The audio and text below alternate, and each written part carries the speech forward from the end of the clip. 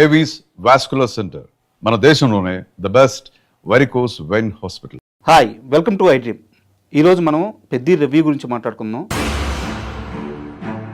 నిజానికి ఇది రివ్యూ కూడా కాదు, సినిమా చూసిన తర్వాత నాకు పర్సనల్గా ఎలాంటి ఒక ఎక్స్పీరియన్స్ దొరికిందో ఈరోజు మీతో షేర్ చేసుకుంటాను. సో ఈ ప్రపంచంలో జరిగిన అన్ని యుద్ధాలు ఒక గుర్తింపు కోసం జరిగినాయి. ఇది నాది, ఇది నా ఆత్మగౌరవం, ఇది నాకు చెందింది.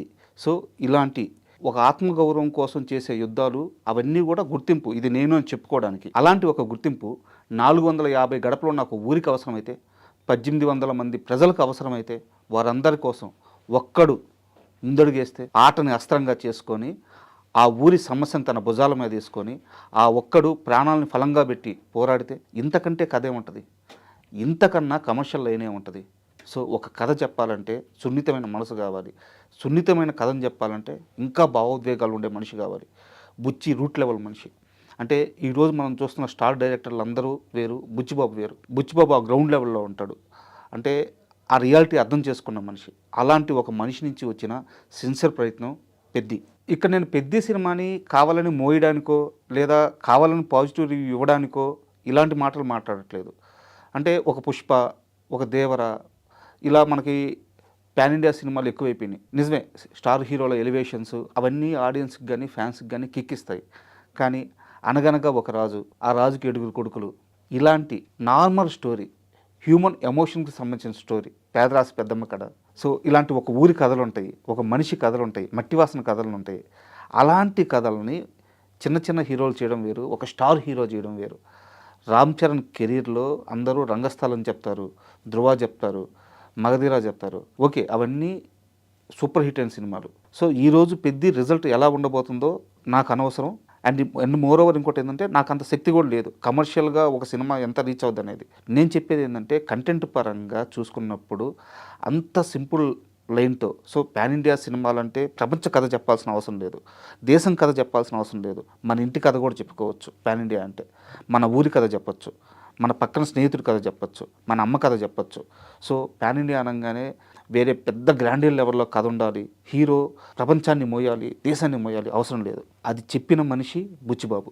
సో అందుకని నాకు పెద్ది నచ్చింది. నిజమే, పెద్దిలో కొన్ని సమస్యలు ఉన్నాయి. అవి కొంత కంటెంట్ ఫ్యాన్స్కి నచ్చదు.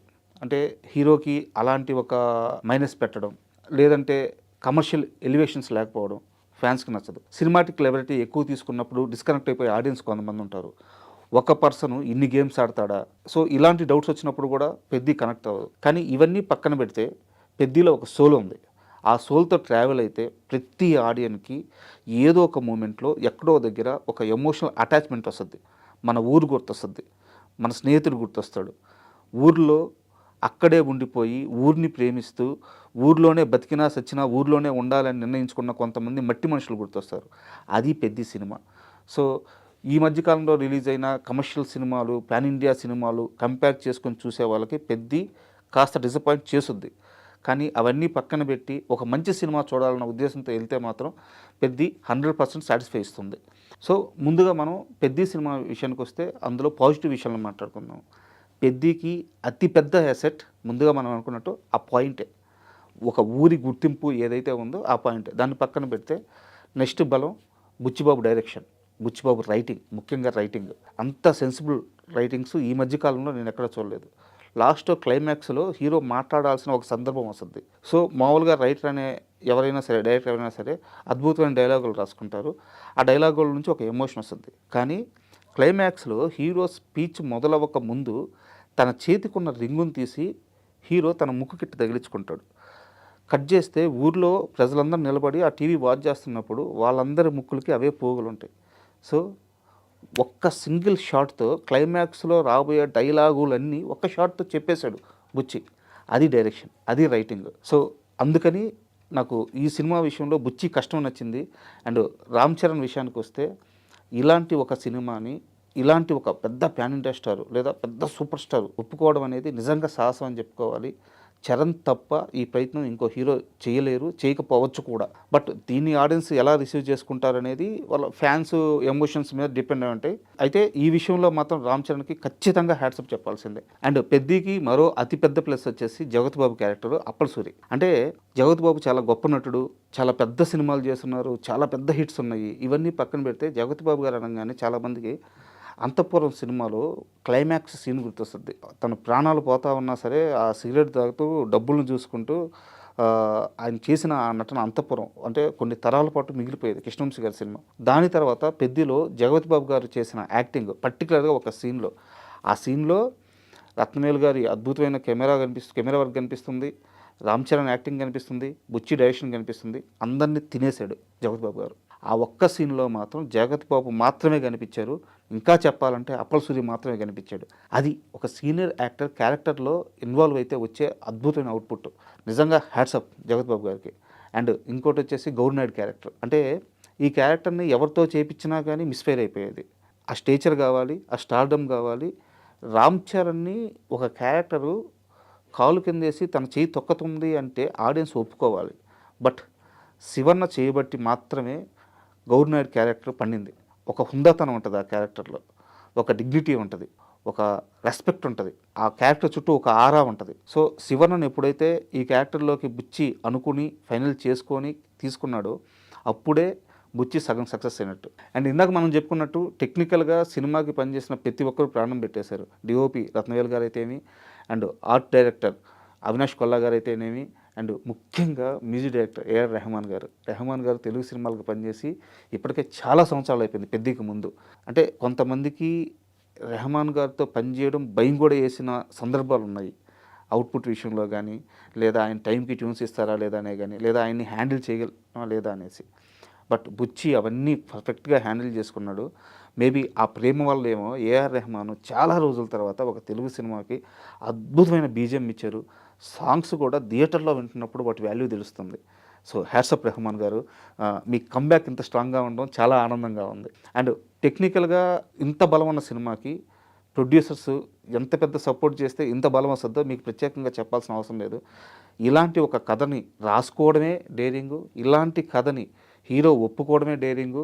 వీటన్నిటికంటే కూడా ఇలాంటి ఒక కథని తమ భుజాల మీద వేసుకొని 100 కోట్ల రూపాయలు ఖర్చు పెట్టిన నిర్మాతలకి నిజంగా హ్యాట్సాప్. అండ్ ఇప్పుడు దాకా మనం పెద్ద పాజిటివ్స్ మాట్లాడుకుందాం. అండ్ పెద్ద నెగిటివ్ విషయానికి వస్తే నాకు ముఖ్యంగా అతిపెద్ద మైనస్ అనిపించింది సినిమా లెంత్ విషయంలో బుచ్చిబాబు అంటే ఎక్కువ సీన్స్ పడితే, ఎక్కువ డైలాగ్స్ పడితే ఎమోషన్ క్యారీ అవుద్దని నమ్మారు. అది ఆయన విజను. బట్ ఇక్కడ స్క్రీన్ మీద చూస్తున్నప్పుడు ఏంటంటే ఎమోషనల్ మూవీకి వీలైనంత లెంత్ తక్కువ ఉండాలి. ఇప్పుడు నీకు ఒక కమర్షియల్ సినిమాకి ఒక 10 ఎలివేషన్లు ఫైట్లు ఉన్నా సరే ఫ్యాన్స్ ఎంజాయ్ చేస్తారు. ఎమోషన్ మాత్రం ఆ పర్టికులర్ టైమింగ్తో పట్టుకోవాలి. సో ఇంత లెంత్ ఉండడం వల్ల ఏమైందంటే కాస్త ఆడియన్కి భారంగా అనిపించింది అక్కడక్కడ. అండ్ మోర్ ఓవర్ చెప్పాలనుకున్న కథను బుచ్చి పూర్తిగా చెప్పలేకపోయాడు. ఇప్పుడు ఉదాహరణకి హీరో మీద తనకి ప్రేమ మొదలైంది, ఎలా మొదలైంది అన్న విషయాన్ని చెప్పలేకపోయాడు. ఎందుకంటే అప్పటికే లెంత్ చాలా ఎక్కువైపోయింది. And more over cross over athletic అన్నప్పుడు ఒక గేమ్ నుంచి మరో గేమ్కి షిఫ్ట్ అయ్యే ఈ పరిణామ క్రమం ఉంటుంది. ఈ పరిణామ క్రమాన్ని బుచ్చి సరిగ్గా ఎస్టాబ్లిష్ చేయలేదు. ఏదో చాలా టక్కున అక్కడి నుంచి క్రికెట్ నుంచి కుస్తీకి వచ్చినట్టు, కుస్తీ నుంచి ఇంకో గేమ్కి టక్కున వెళ్ళిపోయినట్టు ఇలా చూపించాడు. సో దానికి కూడా టైం లేదు, ఎందుకంటే అప్పటికే ఎక్కువ సినిమా తీసేస్తున్నారు. సో స్క్రీన్ స్పేస్ సరిపోవట్లేదు. ఈ టైమింగ్ విషయంలో ఒక మైనస్ జరిగింది. అండ్ అది పక్కన పెడితే హీరోయిన్ క్యారెక్టరైజేషన్ కొంచెం అబ్బట్టుగా ఉంది. మంచి కథ చెప్తున్నప్పుడు సో బుచ్చి తీసింది రూట్ లెవెల్ మూవీ. ఎక్కడ కూడా రామ్ చరణ్ లాంటి హీరో ఉంటే కమర్షియలైజ్ చేద్దామన్న ఆలోచన రాలేదు. బట్ హీరోయిన్ దగ్గరికి వచ్చేలేకే ఎందుకు అలాంటి సీన్లు తీయాల్సి వచ్చిందో అర్థం కాలేదు. నిజానికి ఈ సినిమాకి అవసరం కూడా లేదు. ఒక మంచి అద్భుతమైన సోల్ ఉన్న పాయింట్కి అలాంటి ఒక క్యారెక్టరైజేషన్, అలాంటి ఒక గ్లామరైజ్డ్ సీన్స్ అవసరం లేదు. బట్ బుచ్చి జాన్వీ కపూర్ ఉంది కాబట్టి తన ద్వారా కమర్షియలైజ్ తీసుకురావాలనుకున్నారు. మేబీ అది అతని చాయిస్, బట్ నాకు నచ్చలేదు. అండ్ దీంట్లో మరో పెద్ద మైనస్ వచ్చేసి ఇన్ని గేమ్స్ పెట్టడమే మైనస్. ఎందుకు అంటున్నానంటే ఆడియను కొంత టైం పీరియడ్ వరకు క్రికెట్తో ట్రావెల్ అవుతాడు. ఓకే, క్రికెట్ కాదు కుస్తీ అంటారు. కుస్తీ కోసం రామ్ చరణ్ గారు పడ్డ కష్టం, ఆ బాడీ బిల్డప్, ఆ బాడీ బిల్డింగ్, ఆ షార్ట్స్ మొత్తం ఆ ర్యాండ్ రస్టిక్గా చూపించిన విధానం అద్భుతంగా ఉంది. ఆడిన ఆ కుస్తీ ఎపిసోడ్తో ఆ సీక్వెన్స్తో ట్రావెల్ అవుతూ పోతుంటాడు. ఆల్ ఆఫ్ సడన్గా దానికి ఒక నెగిటివ్ ఎండింగ్ ఇచ్చి ఇక్కడ నుంచి మరో గేము మేము షిఫ్ట్ అవుతున్నాం, మీరు కూడా షిఫ్ట్ అవ్వండి ఆడియన్స్కి చెప్తే అది అంత కరెక్ట్గా అనిపించలేదు.